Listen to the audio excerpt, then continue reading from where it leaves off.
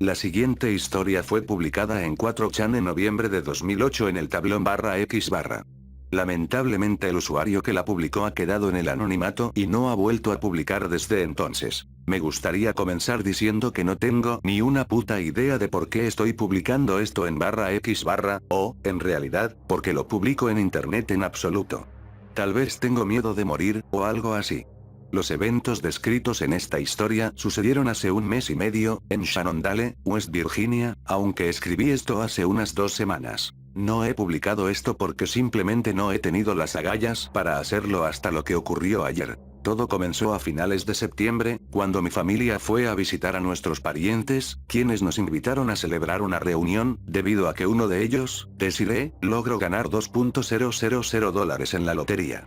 Ellos viven en esta jodida parte de mierda de Shenandoah que a la gente de Charlestown, Shepherdstown y Ransom, básicamente las partes menos polémicas de WB, les gusta llamar Squalo Roger.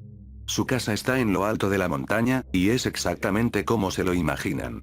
El lugar está lleno de chozas destartaladas, remolques reconstruidos oxidados y todo está cubierto con decoraciones navideñas de décadas de antigüedad porque están muy ocupados siendo apestosos como para limpiar. Los parientes que visitamos, practican la endogamia. En pocas palabras, ellos follan entre sí, primos con primos, tíos con primos, esas cosas. No nos referimos a ellos como tías o tíos, solo les decimos parientes. No son malas personas ni nada de eso, solo son estereotipos totalmente caricaturescos y deprimentes. De todos modos, estábamos allí arriba en la montaña, en un tráiler apestoso. Éramos 8 personas, más yo, mi papá, mi mamá y mi hermana. Aproximadamente 2 horas después, mi madre me quitó mi celular para que pudiera pasar tiempo en familia, lo que fue una tontería, pues todo lo que hicimos fue comer comida congelada y ver carreras de NASCAR en la televisión. Después de unas 6 horas de esta mierda, unos 10 minutos antes de que nos fuéramos, comenzó a llover. Sabemos lo peligrosos que pueden ser los caminos en la montaña, por lo que decidimos esperar a que la lluvia disminuyera. Unas 2 horas después, afuera estaba jodidamente oscuro, eran las 10 de la noche, y había una advertencia de inundación en el área. Para entonces, ya tenía mi teléfono, sin recepción, por supuesto, yo estaba jugando Tetris y Texas Hold'em, cuando de repente escuché a mi papá lanzar un gruñido de furia en la habitación de al lado. Me acerqué a escuchar y resultó que a nuestros parientes, se les olvidó decir que habían enterrado a su hijo, Thomas, en el patio de su casa, y aparentemente temían que la lluvia desenterrara el cuerpo y lo arrastrara montaña abajo o alguna otra mierda. El niño tenía 6 años, fue atacado por un perro y nunca se lo contaron a la policía. Simplemente lo enterraron como si fuera una mascota muerta. Mi papá estaba furioso, y con razón, porque, ya saben, estamos en el siglo XXI y se supone que esas cosas ya deberían haberse dejado atrás. Así que todos nuestros parientes dijeron que lo arreglarían por la mañana. Finalmente la lluvia llegó a un punto en que tuvimos que quedarnos a dormir allí esa noche. Mis padres me dijeron a mí y a mi hermana que dormiríamos en la misma habitación que ellos durante la noche, y nosotros aceptamos. Ninguno de nosotros realmente sospechaba que ellos habían matado a Thomas o algo así, ya que ellos son muy pacíficos, ni siquiera poseían armas aparte de una vieja escopeta de doble cañón que tenían colgada en la pared. Sin embargo, eso nos asustó mucho, y teníamos la intención de avisarle a la policía por la mañana una vez que llegáramos a la ciudad. Eran como las 3 de la mañana y yo no podía dormir. La electricidad se había ido por 5ª vez esa noche y no podía cargar mi teléfono muerto. Lo peor es que podía ver la pequeña tumba de Thomas justo afuera de la ventana. Era un montículo de tierra con una pequeña cruz en ella. Asumí que no habían enterrado al niño lo suficientemente profundo, pues estaban muy preocupados de que el agua de la lluvia lo desenterrara. Así que yo solo estaba obsesionado con eso, mirando la tumba a través de la ventana. Y entonces, presencié lo más jodidamente aterrador que he visto en mi vida. Algo comenzó a salir de entre los árboles hacia la casa. Lo miré por un rato, pero no podía verlo bien ya que la lluvia era muy fuerte y los árboles eran muy frondosos. Por unos minutos asumí que eran 2 caballos realmente pálidos, que estaban deambulando por el bosque uno al lado del otro. Pero luego la silueta caminó a la luz de la luna, y vi que era una criatura completamente diferente. Pues poseía un torso humano pero mucho más amplio. Finalmente, apareció a plena vista, y vi que la criatura tenía 6 patas, las cuales se parecían a una mezcla entre las patas de un escarabajo y un caballo. También tenía 2 brazos, justo donde alguien los tendría normalmente, pero eran aproximadamente medio pie más largos que los brazos de cualquier hombre normal. Tenía una cabeza calva, pero la cara parecía una especie de jodida máscara. Tenía una frente fruncida y una nariz que parecía un pico de cuervo. No tenía ojos, solo tenía piel en donde se suponía que debían estar sus cuencas. Parecía tener una boca humana, debajo de su probóscide. Lo que todavía me sorprende hasta hoy es que también parecía tener un pene, abajo en el abdomen, donde estaría el pene de una persona normal. La criatura se movió con un poco de gracia, e hizo unos suaves ruidos de galopes cuando se movió. Parecía tener como 7 u 8 pies de altura, pero parecía que pesaba solo 150 libras como máximo. Comenzó a caminar hacia la tumba de Thomas, y luego, por fin, salí del trance en el que estaba y grité. Mi mamá fue la primera en despertarse y le dije que observara por la ventana. Ella se apresuró, y parecía que realmente no entendía lo que está mirando. Después de un minuto, sin embargo, la cosa se agachó y comenzó a excavar en la tumba con sus manos. Mi papá y Jasper se apresuraron a observar y Jasper comenzó a gritar.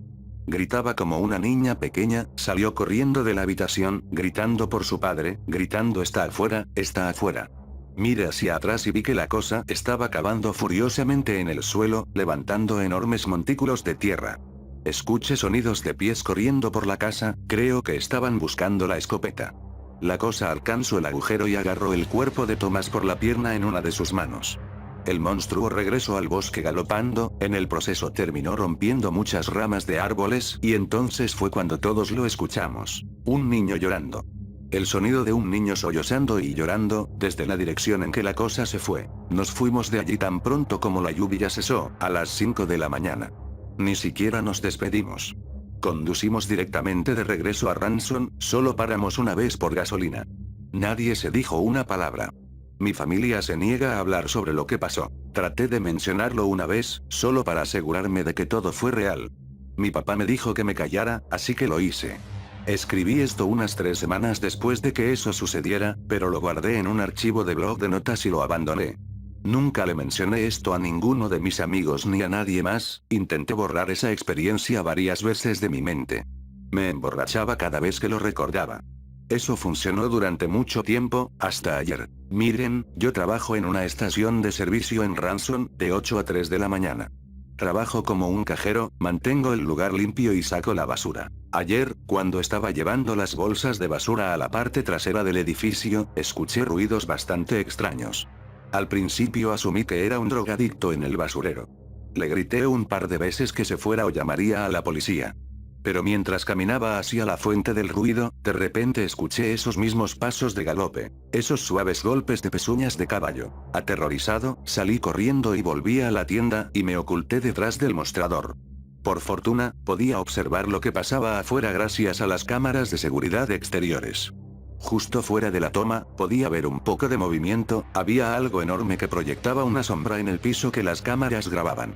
En algunos momentos, podía observar cómo un codo o un miembro pálido salía y entraba constantemente en la toma de las cámaras. Tenía que ser la misma criatura. Esperé a que se fuera, y después de un tiempo, lo hizo. Esta mañana me levanté detrás del mostrador a las 6 de la mañana y mi gerente me dio una mirada de que yo parecía un adicto a las drogas o algo así. Fui a casa, escribí el resto de esto. Y esa sería toda mi experiencia.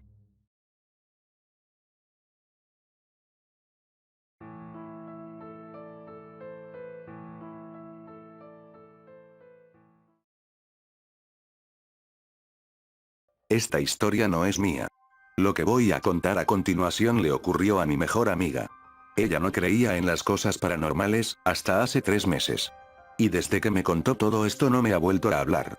He intentado contactar con su familia, pero es como si hubiesen desaparecido de la faz de la tierra. Aún estoy esperando al menos una llamada suya, aunque sé que si no me ha llamado en todo este tiempo no lo va a volver a hacer. Recuerdo el día en el que ella me llamó, eran las 12 de la noche y cuando empezó a hablar sonaba aterrorizada, como si justo en ese momento el mismo Satanás estuviera a su lado. Entonces me contó con detalle lo que le había pasado. Estas fueron sus palabras. Acababa de cenar y me dirigía a mi habitación. Como de costumbre apagué las luces para poder ver la película como cada sábado. Cuando la película acabó yo seguía sin querer dormirme y me pareció bien buscar unas cuantas historias de terror. Ninguna me causó miedo ya que yo no creo en esas tonterías de espíritus y objetos que se mueven. Fue entonces cuando vi que había un ritual que se supone que si lo haces bien podrías invocar a un demonio al cual le formulabas 5 preguntas y él te las contestaba con total sinceridad. Pero en el ritual debías estar con la cabeza agachada y nunca mirar al ser a los ojos porque de lo contrario tu vida se convertiría en una constante tortura. Nunca más podrás estar en una habitación a oscuras y mucho menos delante de un espejo ya que lo que podrías ver en tu reflejo te dejaría tan atormentado que te acabarías matando. Claramente eso me pareció una tontería escrita por alguna persona que se aburría demasiado. Y, aunque parezca una estupidez, decidí hacerlo solo para demostrar que en verdad todo eso son mentiras que la gente inventa para que los demás se crean que los demonios o los espíritus existen. Cuando terminé de hacer todos los pasos del ritual, estaba con la cabeza agachada y al ver que no oía nada fuera de lo normal decidí mirar al frente. Y joder, ahora mismo deseo tanto no haberlo hecho nunca. En ese momento mi amiga comenzó a llorar durante unos 5 minutos hasta que pude calmarla diciéndole que todo iba a estar bien y prosiguió su relato. Nunca tenía que haber mirado a esa cosa a los ojos. Las cosas que me hizo ver fueron horribles, me mostró el mismo infierno. ¿Sabes? Ahora mismo siento que me están mirando, puedo sentir sus ganas de matarme y sé que este es mi fin. Ha sido un verdadero honor ser tu mejor amiga durante todo este tiempo. Después de unos minutos, en los cuales aún podía oír la respiración de mi amiga, se cortó la llamada. Yo no podía creerme todo eso, tenía que estar de broma así que llamé a su madre pero nadie lo cogía, después a su hermano mayor pero seguía sin contestar nadie. En ese momento fue como si mi mundo se hubiese derrumbado. Nunca me atreví a contarle a nadie esto hasta ahora. Ha aumentado el número de personas que intentan hacer pactos o rituales creyendo que todo es mentira y que no ocurrirá nada. Ten cuidado con lo que lees, no todo es mentira.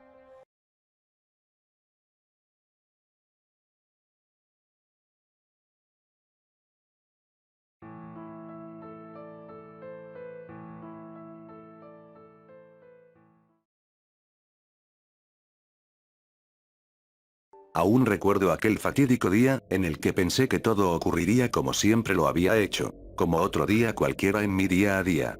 Sin embargo, todavía no era lo suficientemente consciente de lo equivocado que estaba, ni de lo que me estaba aguardando ese día. Mi nombre es Juan y tengo 24 años, soy una de esas personas a las que le agrada poder dar largas caminatas matutinas para poder sentirme bien conmigo mismo. Tras emprender una de mis muchas caminatas después de desayunar, terminé ingresando en un bosque que nunca había visto cerca de mi hogar. Ese día, noté que había bastantes personas en el lugar, pensé que debía tratarse de un parque normal y corriente, sería que nunca me había percatado sobre este sitio debido a su cercanía con mi hogar. Nada más situarme en la entrada de dicho parque, una corriente de un frío helado recorrió mi cuerpo haciendo que me percatara de que a un costado de mí se hallaba un letrero hecho con madera con el supuesto nombre del bosque en el que me caminando. Bosque del árbol viviente, ese nombre me parecía bastante agradable, cuán equivocado estaba sin yo saberlo.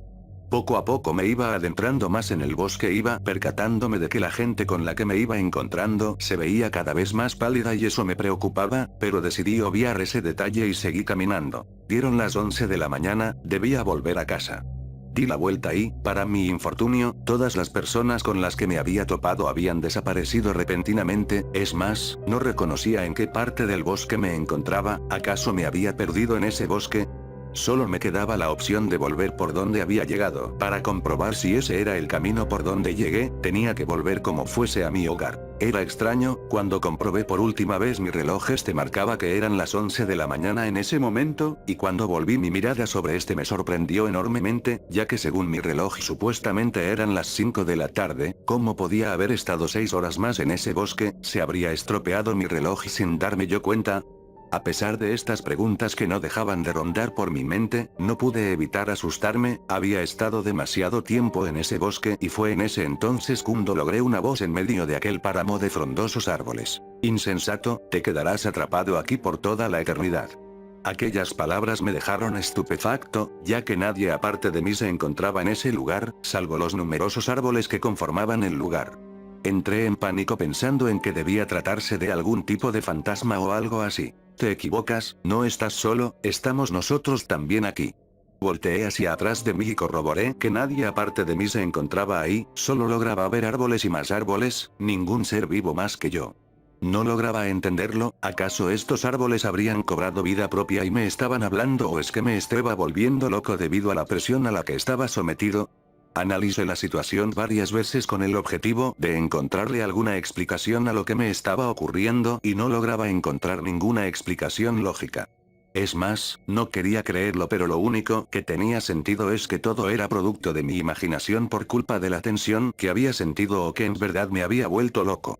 Sin esperanza alguna terminé dirigiéndome hacia un árbol con la esperanza de poder salir de ese infierno. Dime, por favor, árbol, ¿qué es en realidad este bosque y cómo puedo salir de aquí? Había terminado la poca sensatez que me quedaba y terminé hablando con un trozo de madera. Para mi sorpresa, aquel trozo de madera pudo emitir una respuesta a mi pregunta. Pobre ser humano, tan desesperado te encuentras que terminaste hablando con nosotros directamente en último intento de poder salvar tu miserable alma. Verás, este lugar es claramente nuestro hogar, donde disfrutamos de la soledad que hay y detestamos que personas como tú se adentren en nuestro interior interrumpiendo la paz que gobierna este lugar. Las personas con las que te has cruzado durante tu viaje se trataban de personas que habían fallecido en este lugar, cuya alma hemos decidido conservar en pena por el motivo que te mencionamos anteriormente, y tú, ser inferior, serás el siguiente en unirte con los tuyos. No podía creérmelo, los árboles podían hablar, ¿sería cierto que iba a morir? Lo único que sabía es que no éramos los únicos seres vivos que podemos hablar. Terminé asumiendo que los árboles eran capaces de hablar y que este lugar terminaría siendo mi nuevo hogar para siempre. La presión y la ansiedad terminaron apoderándose de mí, y en un abrir y cerrar de ojos terminé cayendo desmayado. No sé cuánto tiempo habría permanecido en ese estado, pero cuando logré recuperar la conciencia, me percaté de que unos guardabosques habían logrado rescatarme de ese lugar.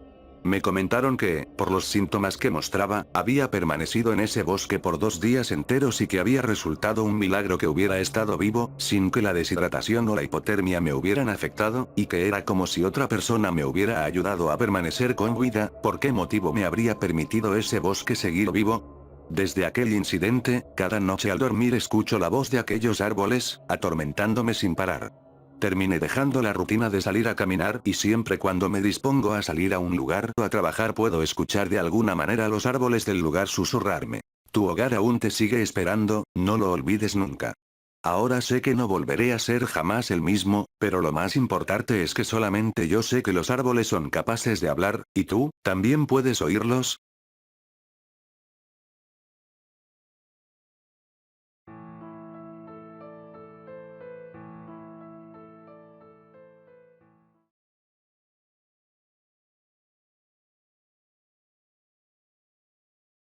Tatiana y Ludmila son lituanas, gemelas y pelirrojas.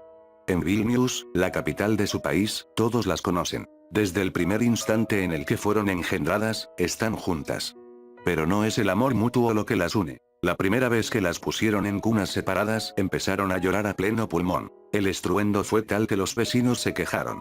Los padres dejaron que las recién nacidas se abrazaran por esa noche. No imaginaban que Tatiana y Ludmila seguirían haciéndolo hasta hoy. De pequeñas, jugaban siempre solas.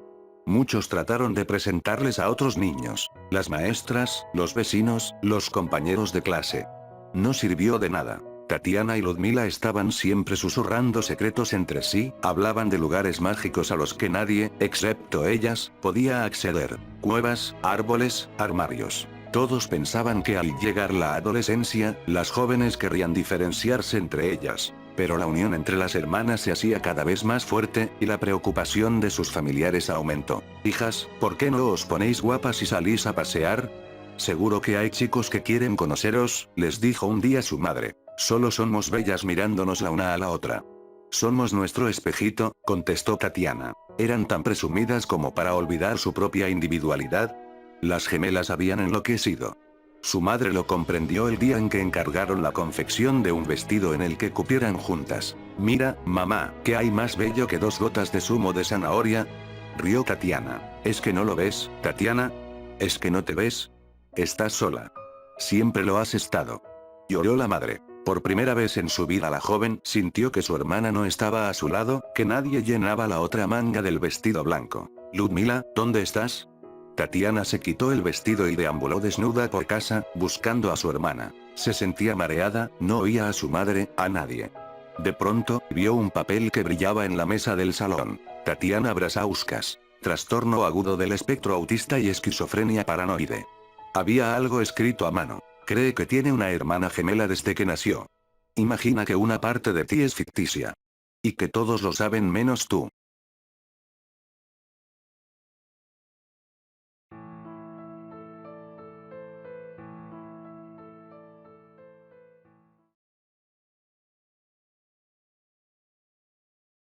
Escogí este trabajo porque no hay ningún otro que conjugue sencillez y poder de una forma tan perfecta. Me pagan por hacer funcionar una máquina con la que, por unos minutos, me convierto en Dios. Hay algo que iguala a todos los hombres, y es que ninguno puede salir vivo de una sesión de garrote vil. Sus vidas, cualidades y logros no les salvarán. Yo tengo el poder de quitarles todo eso y seguir aquí para contarlo. Sería ideal que, como esos monstruos mitológicos, pudiese absorber las cosas que desease de cada víctima y volverlas parte de mí. Pero todo no puede ser perfecto. Es cierto que no elijo a quienes mato, pero a cambio me los sirven en bandeja de plata. No tengo espíritu de cazador, y de otra forma me sería muy difícil satisfacer al mago. Me acompaña desde hace mucho tiempo, tomando formas diversas y hablándome con distintas voces. Le gustan el crujido de los cuellos y la brisa de los últimos suspiros. A cambio de su diversión, me lleva a visitar el universo cuando duermo. Una vez me hizo despertar a un lugar absolutamente negro y silencioso. Me dijo que mi mundo estaba a años luz allí, pero tan lejos que ni siquiera podría intuir su forma. Y entonces escuché dentro de mí las siguientes palabras. Tu privilegio es la insignificancia. Eres un microbio en un mundo del tamaño de una mota de polvo. Por eso, los efectos de cualquiera de tus actos serán irrelevantes. Puedes hacer lo que desees con tu tiempo, porque el grito unido de toda tu especie no rompería ni por un segundo el silencio del universo. Tanto tu placer como el dolor que pudiese ocasionar, no son nada. Así que, si desde tu perspectiva ese placer te hace sentir bien, entrégate a él. He realizado muchos otros viajes con el mago, pero este me marcó especialmente. Siempre lo recuerdo cuando el color de la sangre me hace expandirme, y el mago vuela hacia el cadáver para disfrutar su aroma mientras nadie, salvo yo, percibe su presencia.